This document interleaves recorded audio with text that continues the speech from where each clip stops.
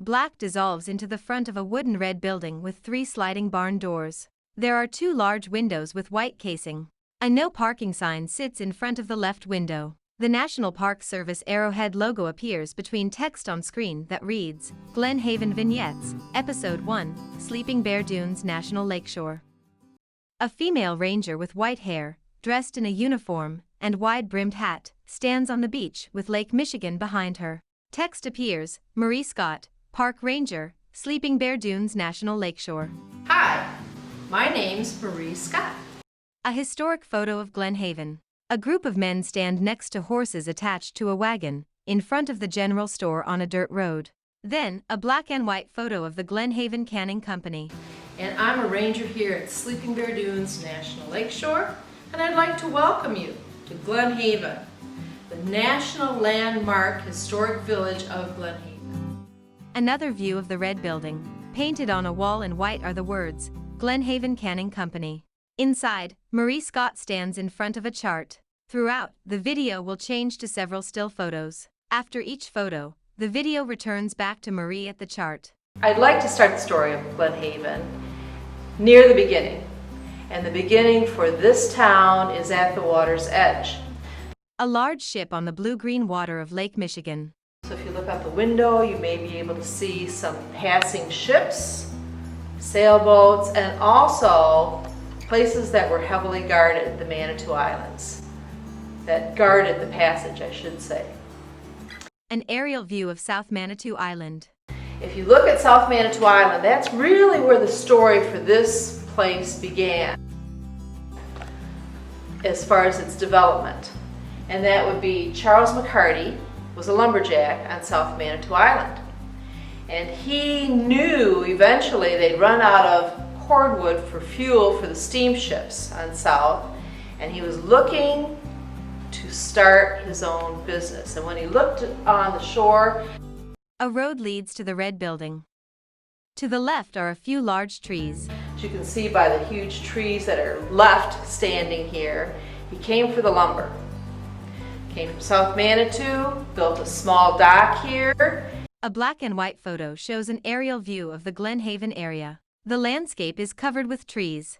A wooden dock extends from the shore into the lake. And started cutting trees for fuel, for the cordwood for these passing steamers. A black and white photo of the 2-story inn. It has a large wrap-around porch and sits nestled amongst trees. Eventually, he built the inn, and we'll be going to the inn shortly. All right, another reason I like to start here is because of the chart. A white lighthouse sits on a rocky point of Lake Michigan. Then, the image changes to a view of the lake from inside the top of the lighthouse. South Manitou Island that I just mentioned had one of the first lighthouses that was built on Lake Michigan to guide ships into the only natural deep water harbor on this side of Lake Michigan between Chicago and Mackinac.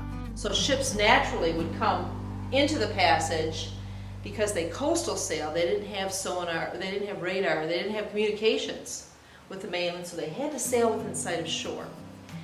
This was a safe harbor. She points to the island on the chart. Fuel here. McCarty thought, well, they're going to need more fuel somewhere else, and so that's when he came and developed Sleeping Bearville, Glen Haven. A map of Glen Haven. Manitou Passage, think of it as an off-ramp on the major highway, being Lake Michigan of over 100 years ago. And this little place became another fueling stop. A black and white photo of a large ship at a fueling dock. Why do you take the off-ramp? Because you need what?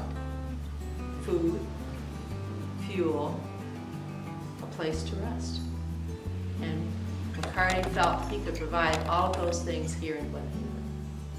One of the first places he developed was the inn. A modern-day photo of the inn. For passing ships. And when I'm saying passing ships, I'm talking about 100 to 200 ships daily coming into the Manitou Passage. This was a highway. This was the I-75 of 150 years ago. Not only steamships, but schooners. Imagine all the sails. A black and white photo of an old schooner docked near the beach. Coming through here. If we followed the road where it exists today and kept going into the water, that's where the dock was.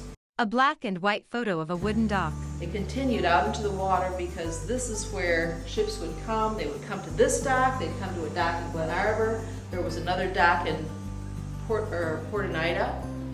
All right, 90 ships tying into one of these docks, you know, throughout the day, every day through the summer. Shipping season was about, from April Fool's Day until close to Christmas. It's an easy way to remember it, until the ice froze, the lakes froze. A frozen Lake Michigan extends to the horizon.